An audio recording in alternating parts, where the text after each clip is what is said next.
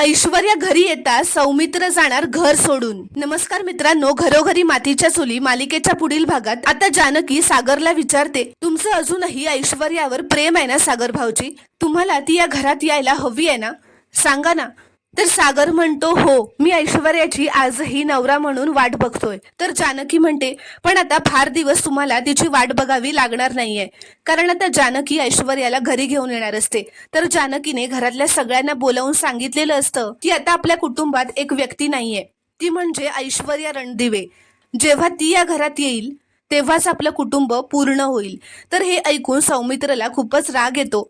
तो म्हणतो, जर तुमचा निर्णय झालाय तर माझाही निर्णय ऐका। जर का ऐश्वर्या या घरात आली तर मी हे घर सोडून जाईन। तर तितक्यातच ऐश्वर्या त्यांच्या दारात आलेली असते आणि तिने सौमित्राचं बोलणं ऐकलेलं असतं। तर सौमित्राच्या या निर्णयाने जानकी ऋषिकेशला मोठा धक्काच बसतो। तर मित्रांनो, ऐश्वर्या घरी येताच आता सौमित्र घर सोडून जाणार का?